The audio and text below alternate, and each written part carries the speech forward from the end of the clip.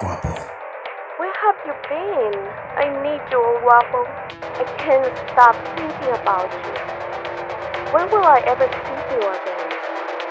You won't.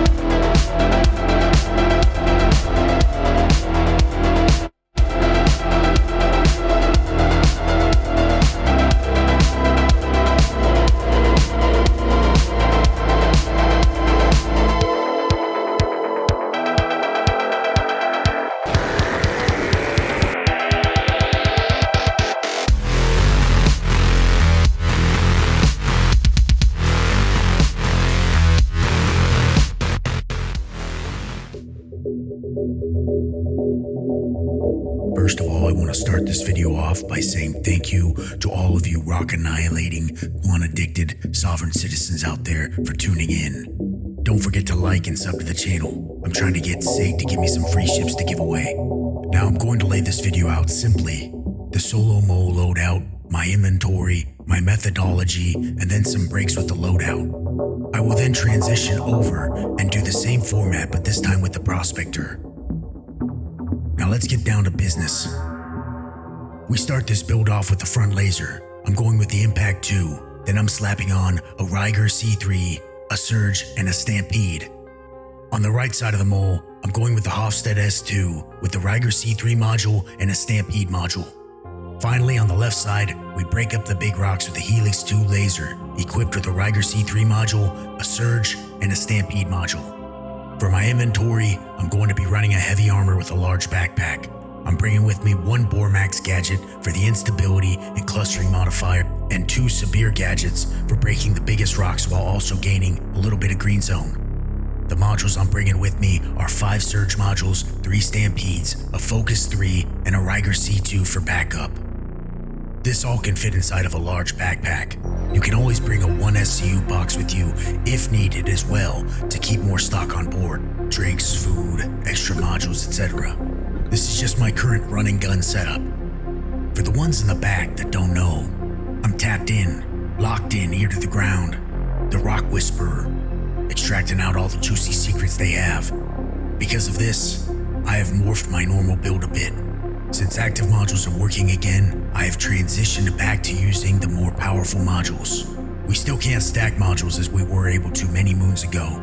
So because of this, we put on a Ryger C3 and a Surge and Stampede on the Helix to break the biggest rocks. There is no stronger setup right now, so this is the obvious choice. Then we have ultimately scrapped the Arbor MH2 and replaced it with the Hofstad S2 to be able to deal with the different resistant rocks we come across. This is the laser I'm using for my smallest rock breaks and some of the temperamental, high-resistant, mid-sized breaks. The Arbor is still a good choice and the only laser choose to lower that rock instability on the sub-breaks. But for what I'm doing, I have no issue using a bigger, stronger laser on the smallest rocks. And the Hofstad's minimum power being 10% and a giant green window also makes it an easy option to use. The Arbor lacked versatility, and with a more diverse palette of common materials that I'm running into, I feel it's better to have the Hof and not need it than to not have it at all. You know what I'm saying? Finally, I'm using the Impact 2 for its extraction power, the laser distance, and 3 module slots.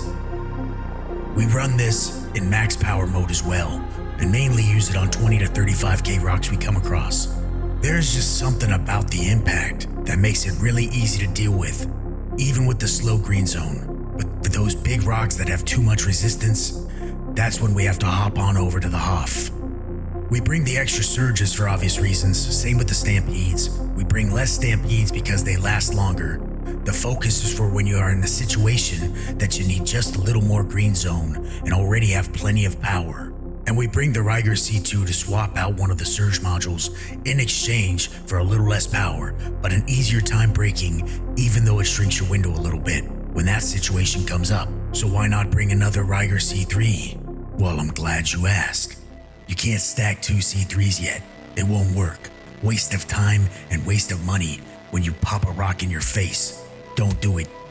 I've run into a few situations on giant rocks that a Surge Stampede Riger C3 combo was just too much and the window was too small. And so substituting the Surge for the C2 in that choice situation, it saved me from losing at least a few 100,000 credits each time on very expensive rocks. Let's talk about the Prospector. First things first, many of you know, some of you don't. You can still swap mole bags onto the Prospector. Go buy 4 Argo pods from the refinery and a bunch of waste from the commodity terminal at your station.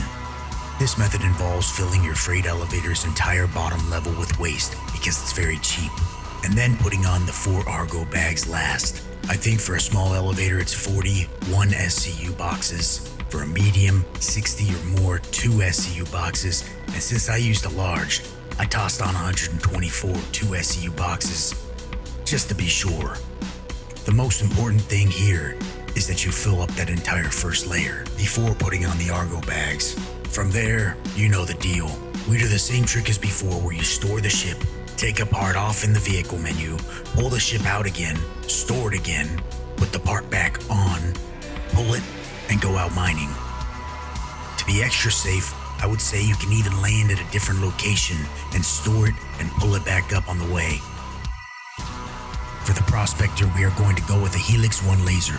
For my main loadout, I'm running a Surge and a Stampede. I'm toying with 2 different loadouts, and because of this, I bring with me a few different modules. For those that don't know, size 1 lasers only have at max 2 module slots. For me, I want to be able to break as big as possible, considering how the Prospector is already limited by SCU size and its size 1 laser. This can break 30k rocks. This is not a beginner's build. This is not an easy kit to run, but it makes Prospector mining much more aggressive, rewarding, and most of all entertaining. You could always swap the Surge for a Riger C3 and easily coast through breaking 25k rocks all day. In my backpack, I'm bringing with me some Surges, Stampedes, a Riger C3, and a Focus 3 module, a Wave Shift gadget, a Bormax gadget, and a Sabir gadget. Each of these gadgets play a vital role. If you need to lower resistance to get the break on a big rock, use the Sabir. If your window is going to be too thin on a big rock that you can break without a gadget in the first place, use the Wave Shift. If the rock's instability is an issue and you also want to try to cluster up the tier 1s better in the sub-breaks, go with the Bormax. If you want to be fancy, you can also bring with you an Optimax to try to cluster up the rock even better. But I don't think the price justifies the benefits of more cluster modifier over the half-priced Bormax. Well, that's just about all I have for you right now. Now I want to say thank you to all my members and supporters over the years. I appreciate every one of you for your generosity and dedication to this thing of ours. If you would like to show your support, you can join me on Ko-fi, become a member on YouTube, or tip me via the Stream Elements link in the description. This will also give you instant access to my personal mining Bible and to the ranks in the Discord. Now, if you see me out there in the black, pop a flare for me.